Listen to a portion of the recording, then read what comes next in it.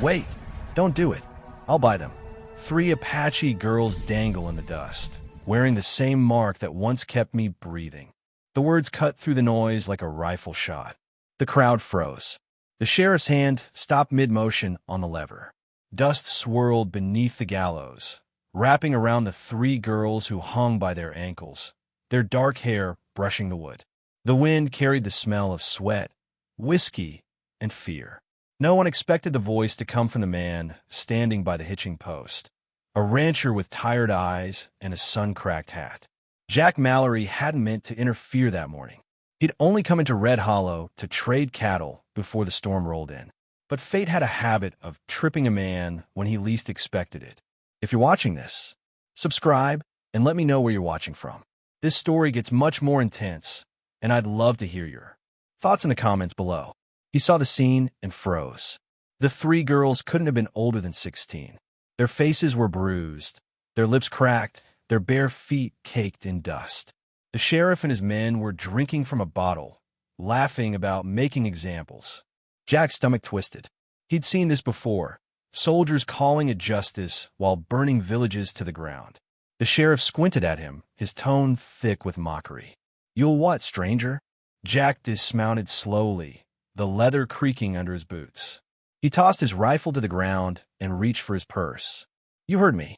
I'll pay whatever fine you think they owe." The crowd muttered. A few men snickered. "Ain't for sale," the sheriff said with a smirk. Jack's hand dropped to his revolver. Everything's for sale in Red Hollow. Silence fell. Even the hangman froze.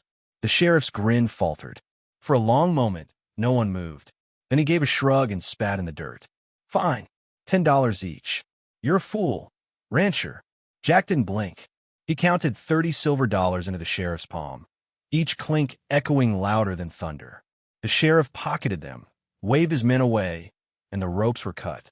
The girls fell hard to the ground, gasping for breath.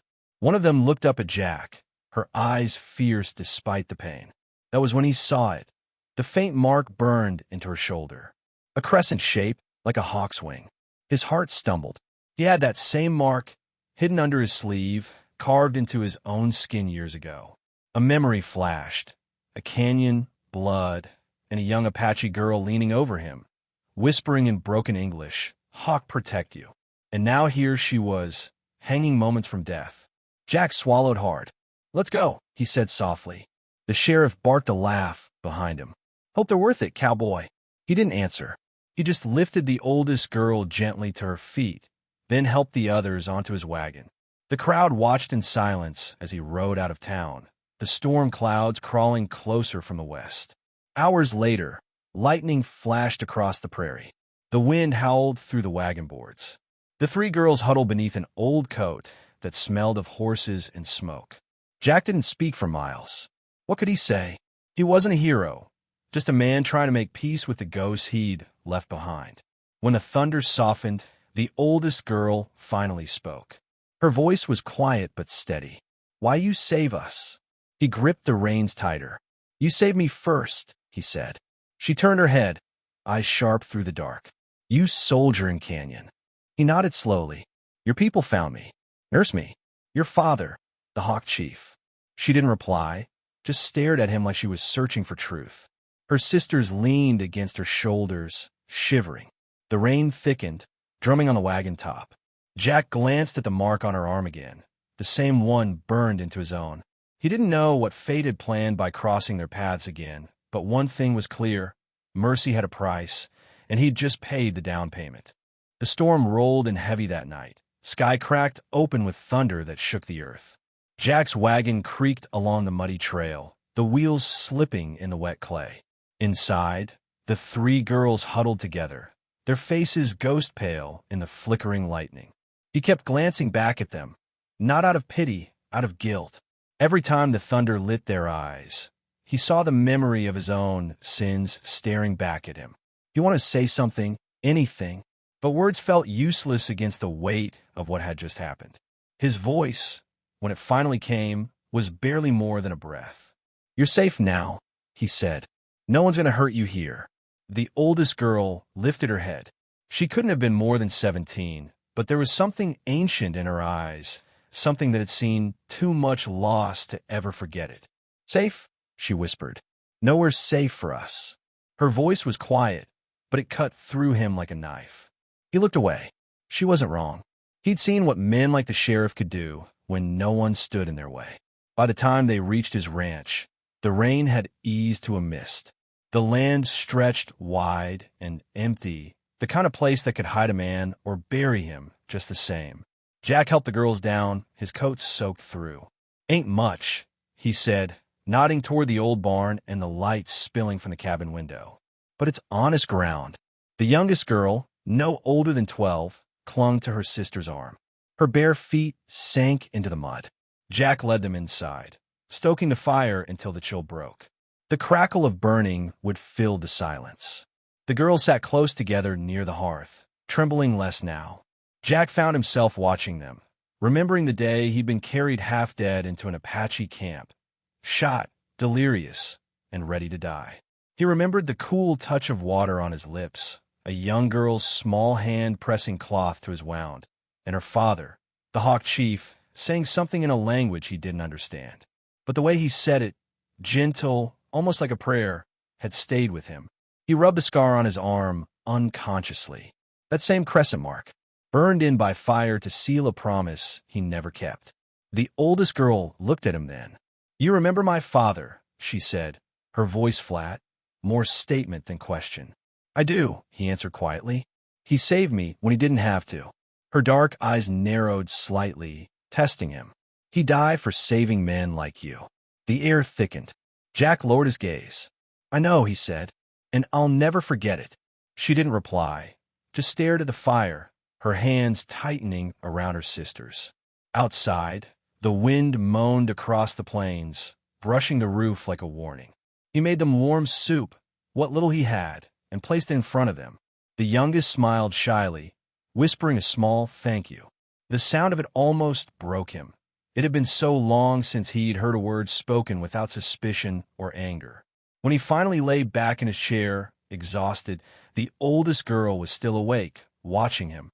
There was no fear in her eyes now, only something sharper, curiosity, maybe even doubt. He nodded slightly toward her. "You got a name?" She hesitated before answering. "Maya," she said softly. "My sisters, Lena and Rose." "Pretty names," he murmured, his voice already fading into the rhythm of the fire. Maya kept watching him long after his eyes closed. There was something about him, something that didn't fit with the other she'd known. He was rough, scarred, but his kindness felt uneasy, like a man trying to fix something broken inside himself. Outside, thunder echoed one last time before drifting away across the desert. The night went still. Inside that tiny cabin, four souls shared the same fragile warmth. Strangers bound by a scar, a storm, and a mercy that had cost more than gold. But peace in Red Hollow never lasted long. Morning came slow, with a sky the color of ash and the scent of rain still clinging to the dirt. Jack was already outside by the time the sun broke the horizon, fixing the fence that the storm had half torn down. His shoulder ached, his hands raw, but the work kept his mind from wandering. Every time he stopped, he saw their faces again. Those girls tied up like cattle, the crowd cheering, the laughter. It made his blood boil all over again. Inside the cabin, Maya was helping her sisters wash by the basin. The steam rose from the warm water, carrying the faint smell of pine soaked Jack had left on the shelf. Rose, the youngest, giggled for the first time since they'd arrived. Maya tried not to smile, but her lips betrayed her for a second. She hadn't seen her sister laugh in weeks. When Jack stepped back inside, his boots heavy with mud, the noise startled him. He froze, noticing the fear flicker across Maya's eyes. "It's just me," he said quietly. "You don't have to be scared here." Maya nodded, but didn't answer. She didn't trust words. They'd betrayed her before. Jack pulled a loaf of bread from the table, tore off a piece, and handed it to Lena. "Eat," he said softly. "You need your strength." Lena took it with both hands like it was something sacred. "Thank you," she whispered. For a moment, everything felt almost peaceful. The fire popped softly in the hearth, and outside, the sound of crows echoed over the empty fields. But that quiet didn't last. By midday, smoke curled on the horizon. Dark, heavy, and rising fast. Jack's heart sank. He knew that kind of smoke, town smoke, trouble smoke. Maya saw it too. "They coming?" she asked, voice calm, but her hand gripping the edge of the table. "Yeah," Jack said. "Looks that way." He stepped out to the porch, hand shading his eyes. The wind carried faint sounds. Horses, the jingle of metal, men shouting. They were coming from Red Hollow. The sheriff wasn't about to let a rancher make him look weak in front of the town. Jack went inside and grabbed his rifle from the wall. The girls followed him with their eyes. "Pack what you can," he said. "If they find you here, they'll drag you back." Maya shook her head slowly. "We don't run anymore." He turned to her. "You don't understand. These men—" "Understand," she interrupted. Her voice was steady now, almost fierce. "They take our people. They take our homes. If we run, they keep taking. Not again." He looked at her, really looked, and saw that same fire he'd seen years ago in her father's eyes. The Hawk Chief, standing proud against rifles and soldiers, refusing to bow. "You'll fight?" Jack asked quietly. She nodded. "We fight." He stared at her for a long time, then finally nodded. "All right then. We fight." He taught them quickly how to load, how to aim, how to stay low. His shoulder burned with every movement, but he didn't stop. Maya moved like someone who'd been waiting her whole life for this moment. The knife she'd hidden under her skirt gleamed in the light. By the time the riders appeared on the ridge, the land was dead quiet. Jack stood by the gate, rifle in hand, the girls hidden in the tall grass. The sheriff rode at the front, his badge glinting in the sun. "You can't keep what ain't yours, Mallory," he shouted. Jack raised his rifle, just enough for the message to be clear. "You'd be surprised what a man can keep when he's done running." The sheriff spat. "Step aside." Jack's voice didn't shake. "No." For a long moment, no one moved. Then one of the riders fired a warning shot. The sound shattered the silence, and with it, peace. The first bullet tore into the fence post beside Jack. He ducked, firing back, the blast echoing across the open land. Maya and her sisters moved like shadows, crawling through the grass, using the storm-darkened sky for cover. Rose stumbled and fell, clutching her leg, but Maya dragged her toward the barn. Jack's world narrowed to noise, gunfire, shouts, the thud of boots. The sheriff's men outnumbered him 5-1, but he didn't care. Not this time. He wasn't fighting for land anymore. He was fighting for something that felt bigger, a promise made in blood and silence years ago, now coming due. The gunfire echoed through the valley, sharp and hollow like thunder that refused to die. Jack's shoulder burned from the recoil, smoke curling around him as splinters flew from the fence post. He reloaded, breath ragged, eyes scanning through the haze. The sheriff's men were closing in, faces half hidden behind their bandanas, guns glinting in the harsh sun. He could hear Maya shouting from the barn, her voice fierce but trembling. "Rose, stay low." Her hand shook as she helped her little sister crawl behind a stack of hay bales. The girl was crying quietly, clutching her bleeding leg. Maya tore a strip from her own dress and tied it around the wound, whispering something soft in her native tongue, a prayer maybe. Jack caught sight of them from across the yard. Something twisted inside him. Fear, anger, guilt all tangled together. He wanted to yell for them to stay hidden, but before he could, a bullet snapped past his ear, shattering the wood behind him. He ducked, fired again, until his rifle clicked empty. The air stank of smoke and dust and sweat. For a moment, there was no sound but his own heartbeat pounding in his ears. Then he heard it, the slow creak of a horse saddle and the sheriff's voice cutting through the chaos. "You're done, Mallory. Hand him over, and we'll let you live." Jack leaned against the fence post, blood dripping from a graze along his arm. He laughed bitterly under his breath. "You're late," he muttered. "I died in that canyon years ago." He pulled out his revolver and fired once, hitting a rider square in the chest. The man fell hard, horse screaming as it bolted away. The others hesitated, unsure. That hesitation was all Jack needed. Maya stepped out from a barn then, dirt streaked across her face, her eyes blazing. She carried the hangman's rope from Red Hollow, the same one that had nearly ended her life. She swung it like a whip, the end snapping against a rider's hand. He yelped, dropping his gun. Another turned his horse to flee, shouting something about witches. The storm clouds above them cracked open, thunder rolling like a drum. Rain started to fall, turning the dirt into mud, washing blood into the earth.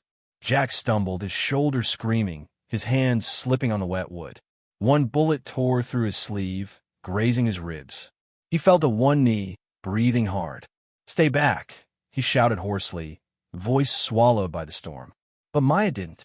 She ran toward him, knife in hand. The sheriff aimed his rifle, his lip curling. "Stupid girl," he sneered. Jack saw the movement before she did. He shoved her aside just as the shot rang out. Pain exploded through his shoulder, hot and blinding. He hit the ground, breath gone. Maya screamed, a sound that didn't belong to any language, just pain and rage and loss all at once. She lunged forward, slashing the sheriff's hand. His gun fell into the mud. The other riders froze, unsure whether to fight or flee. The storm howled louder, wind tearing through the grass, the sky flashing white. Maya lifted the rope again, rain dripping from her fingers. "We are not yours," she shouted. "Not slaves, not cattle." Her voice carried across the fields, raw and trembling. Something in that sound broke the men. One by one, they turned their horses and rode off into the rain, leaving their leader kneeling in the mud, clutching his bleeding hand. He glared at her, hate burning in his eyes, but he didn't shoot. Not this time. He climbed on his horse and disappeared into the storm. Silence fell, broken only by the rain. Maya dropped to her knees beside Jack. His face was pale, lips pressed tight against the pain. "Don't you die," she whispered fiercely, pressing her hand against the wound. "You hear me? Don't you die for me." He tried to smile, but his breath came in shudders. "Wouldn't be the first time," he murmured. She blinked back tears. "Why you do this?" His voice was fading. "Because someone once told me, mercy always comes back around." The rain poured harder, washing the blood from his shirt, from her hands, from the rope still clutched between her fingers. In the distance, the last echo of thunder rolled away, leaving only the quiet beat of hearts still alive. Days passed slowly after the gunfight. The land, still damp from the storm, began to breathe again. Wildflowers peeked through the mud near the fences, and the air smelled faintly of rain and smoke. Jack's wound healed in stubborn silence. Maya cleaned it every morning without saying much, her touch gentle but distant, like someone tending to a stranger she didn't quite forgive. He watched her sometimes from the porch, how she moved with quiet strength, carrying water from the well, teaching Rose how to grind corn with a stone, brushing Lena's tangled hair as the sun went down. There was a calm in her that didn't belong to this world, a stillness born from pain that had burned too long. Jack tried to help where he could, though his shoulder still ached whenever he lifted anything heavier than a hammer. He fixed fences, mended saddles, anything to keep his hands busy. But no work could drown the guilt that clawed at him each night. He'd once fought in the same uniform as the men who destroyed her home. No matter how many fences he fixed, that truth stayed broken. One evening, as the sky turned deep orange, he found Maya sitting by the edge of the corral, her fingers tracing lines in the dirt. Rose and Lena had already gone inside. He walked up slow, his boots crunching against the dry ground. "You girls settling in okay?" Maya didn't look up. "You mean are we getting used to cages?" He stopped, her words cutting sharper than she meant them to. "This isn't a cage," he said quietly. She turned her head then, eyes dark and steady. "Everything with fences is cage to us." He didn't argue. He just nodded and sat down beside her. The silence between them stretched, heavy but not hostile. The wind whistled through the tall grass, carrying the distant call of coyotes. After a while, she spoke again, her voice softer this time. "My father said one day the earth remember who walk gentle and who take too much." Jack looked at her, the fading sunlight glinting off his unshaven face. "And what does it remember about me?" She studied him for a moment. "Not sure yet," she said honestly. He laughed, but it wasn't a happy sound. "Fair enough." Maya glanced at his arm where the old scar shaped like a hawk's wings still showed. You still carry that mark, she said. Why? He looked down, rubbing at it. Guess it reminds me I owed a life I never paid back. You pay now, she said quietly. But not for us. For yourself. He didn't reply, just stared out at the fading light. Something in her words struck deep. She was right. Saving them hadn't been redemption. It was survival of the soul. When the night fell, they sat there together, the silence between them turning into something softer. For the first time, Jack didn't feel like he was carrying his guilt alone. Inside the cabin, Rose's laughter broke through the dark. Maya smiled faintly. She forgets fast, she said. Kids should, Jack answered. The world's heavy enough. Maya stood, brushing off her skirt. You too heavy for yourself, she said with a hint of teasing in her tone. He looked up surprised. That's so. She nodded. You try to hold everything you ever lost. But some things not made to carry. He didn't have an answer. Maybe she didn't expect one. As she walked back to the cabin, her silhouette moved through the soft glow of lantern light. Jack stayed on the porch, staring at the horizon. For the first time in years, he felt something unfamiliar. Not peace exactly, but the quiet ache of hope. The prairie night settled around him, stars shimmering above like small forgivenesses scattered across the dark. He let out a long breath and whispered to the wind, maybe this land still got room for second chances. From inside, Maya's voice drifted out, a song in her language, low and haunting, a melody that sounded like memory itself. Jack closed his eyes and listened until the night swallowed every sound but her voice. The rain had stopped by morning, leaving the earth soft and heavy with the smell of mud and gunpowder. The sky stretched wide and gray, quiet in a way that made the night before feel almost like a dream, if not for the blood still soaked into the dirt. Maya sat by the porch, her hand stained red where she tried to stop Jack's bleeding. His shirt was torn open at the shoulder, the wound wrapped in a strip of linen she'd ripped from her skirt. He was breathing barely. Each rise of his chest made her heart clench tighter. Inside, Lena and Rose moved softly, gathering what little food and clean cloth they could find. Rose limped, wincing with every step, but she didn't complain. None of them did. They had lived through too much to waste strength on pain. Jack stirred, groaning low. His face was pale, beard dark with rain and dirt. You should have gone, he rasped. Maya looked down at him, eyes sharp but full of something he hadn't seen before. Not anger, not even fear. Just care. We stay, she said simply. He tried to push himself up, but she pressed a hand against his chest. You fight enough, she said. Now rest. He let out a shaky laugh, the sound breaking into a cough. You sound like your father. She froze. You knew him long time? Jack nodded weakly. He was a good man. Brave. I was just a kid, scared and stupid. He saved me anyway. Said every man deserves one more chance. Maya's eyes softened, but her voice stayed steady. He say that a lot. She paused. But mercy kill him. Soldiers came after he spare one white man. Same kindness, same blood. Her words hit him like a blade twisting in the chest. He looked away, ashamed. Maybe I was that man, he whispered. She didn't answer, and the silence between them said enough. A gust of wind rattled the windows. Out on the horizon, faint movement stirred. A small group of riders, dust trailing behind them. The law. Jack knew it even before Maya did. He forced himself upright, gripping the porch post to steady his shaking legs. They're coming, he said. Maya followed his gaze, her eyes narrowing. You hide. He shook his head. Hiding's never worked for me. The girls stepped outside, huddled close together. Jack stood before them, the rifle slung over one good arm, his body swaying slightly, but his voice firm. Listen to me, he said. If they ask, you say I took you. You didn't have a choice. Understand? Maya's jaw tightened. We don't lie. Then they'll hang you again, he snapped. His tone was harsh, but the fear beneath it was real. I can't let that happen. She stared at him, her eyes wet now. You think saving us mean you decide who we are? You're not our savior, Jack. You just man who remembered too late what right means. He swallowed hard, looking down. Maybe, he said softly, but I'll still stand here between you and them. The riders grew closer, their voices carried by the wind. Jack turned, limping toward the gate. Every step sent fire up his wounded arm, but he didn't stop. The girls stood behind him, silent.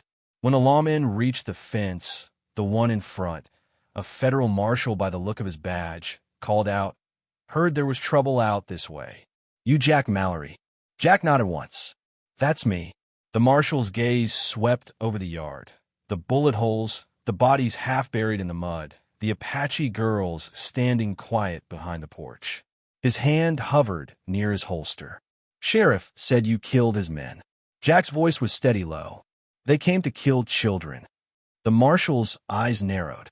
He looked at Maya, saw the rope burns around her wrists, the bruises still fresh, and something shifted in his expression. "You got proof?" Jack didn't move. "My word's all I got." The marshal studied him for a long moment, then finally nodded. "Bury your dead," he said. "We'll be back to talk." When they rode off, the tension cracked like a brittle branch. Jack exhaled shakily and slumped against the fence, exhausted. Maya stepped forward, her voice barely above a whisper. "You didn't have to protect us again." He smiled faintly through the pain. "Yeah, I did." For the first time since the gallows, she let herself smile back. Just a little. Not because she trusted him completely, but because, somehow, he'd reminded her that not every man in this land had forgotten how to be human. The sun broke through the clouds then, spilling gold across the wet earth. Jack closed his eyes, breathing deep. For the first time in years, the air didn't taste like regret. The days slipped by quietly after that night, like time itself was holding its breath. Jack's shoulder had nearly healed, though it still ached when the wind turned cold. The ranch had begun to feel alive again. Smoke curling from the chimney each morning, the faint laughter of the girls carrying across the fields. For the first time in years, Jack had something like peace. But peace in Red Hollow never came without a shadow. It started with the silence of the birds. By late afternoon, even the wind felt strange, still watchful. Jack noticed it as he was splitting wood. The rhythm of the axe stopped, his instincts prickling. He looked up and saw movement on the ridge. Riders, maybe 6 or 7, their silhouettes blurred by the sun. He dropped the axe and went for his rifle. Maya stepped out of the cabin just as he reached the porch. She didn't need to ask what was wrong. She saw the look on his face and understood. "They come again?" she asked quietly. He nodded, jaw tight. "Not the sheriff this time. Looks like bounty men." Her hand curled around the doorframe. "For us." He didn't answer. He didn't have to. Inside, Rose clutched her doll wide-eyed. Lena pressed close to her, whispering something soft in Apache. Maya turned to them, voice steady but firm. "Go hide. The place behind the stove. Quiet, no noise." Jack watched her, how she moved, calm and certain, even as her eyes glistened. He knew fear when he saw it. She just carried it better than most men he'd ever met. The riders came fast, dust rising around them. Jack stepped down from the porch, rifle at his side. The man in front wore a brown duster and a cruel smile. "Heard you're harboring some runaways, Mallory," he called. "Worth a fine reward, those ones." Jack said nothing.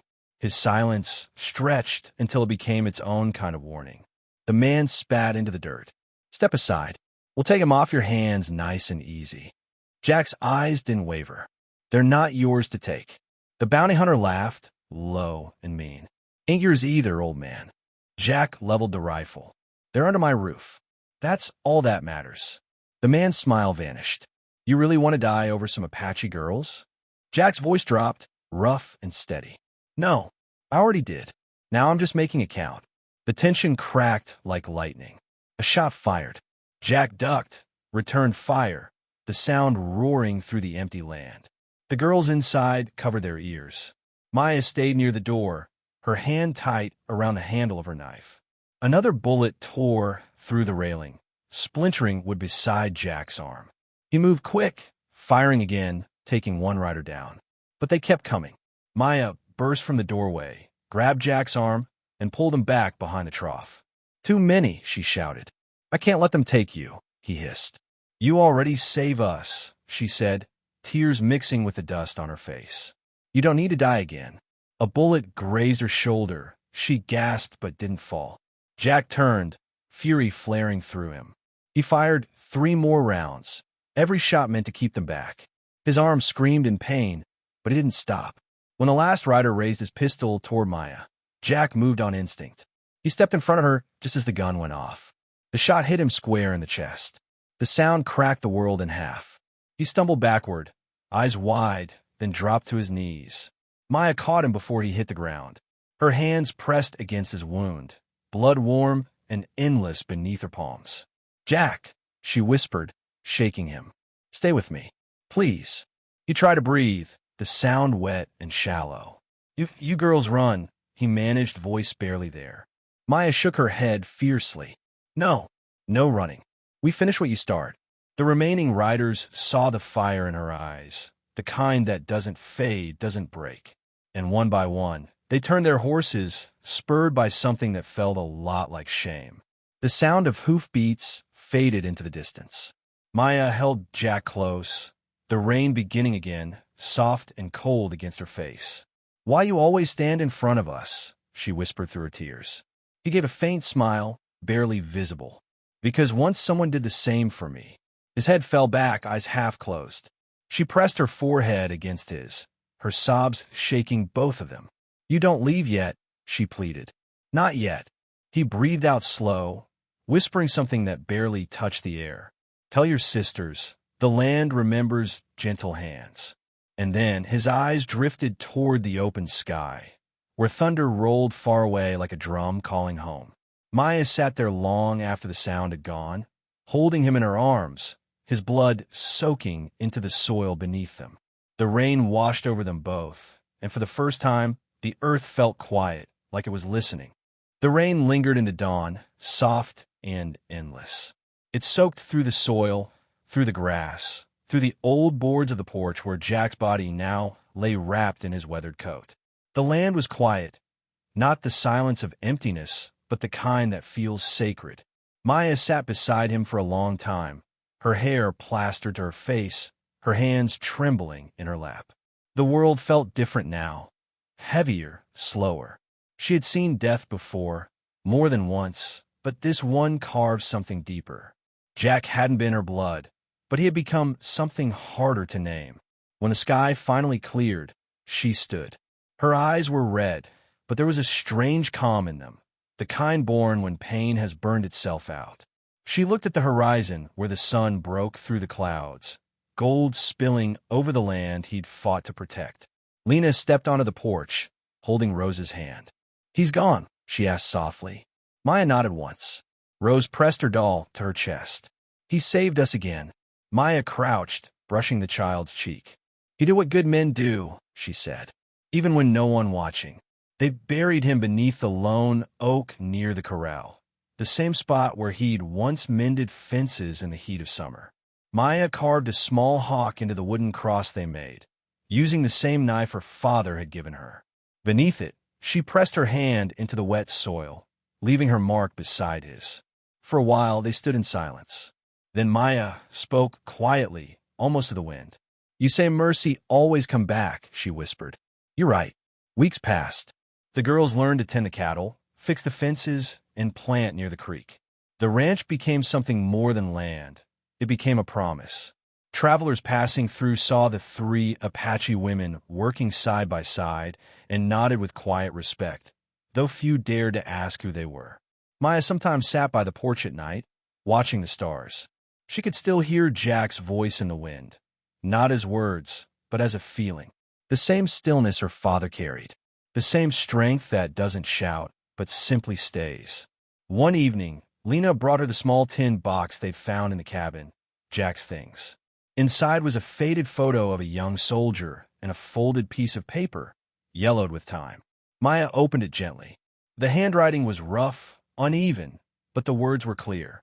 "If this land ever remembers me, I hope it's for the good I tried to do when it was hardest." Maya read it twice, then folded it back carefully and set it on the table. The wind slipped through the open window, brushing her hair. "I remember," she whispered. "We remember." Outside, the prairie stretched endless and alive, green again after the rain. The world hadn't changed much, but for the first time, Maya believed it could. Because one man, broken, scarred and stubborn, had chosen mercy over hatred. And in doing so, he'd left behind more than a grave. He'd left a seed. The hawk mark on her arm caught the last light of the sunset, glowing faintly like fire. She smiled, looking toward the horizon. "Rest easy, Jack," she said softly. "This land forgive you. And maybe it forgive me too." The wind carried her words out across the plains, over the hills, into the same wide sky that had watched them all along. Because mercy, real mercy, never dies with the one who gives it. It lives in the hands that stay gentle, in the hearts that choose to remember, and in the soil that learns, finally, to grow again. White heavy check mark moral lesson. True redemption doesn't come from erasing the past. It comes from choosing kindness when it costs you everything. Mercy is the only thing that leaves the land and the soul clean.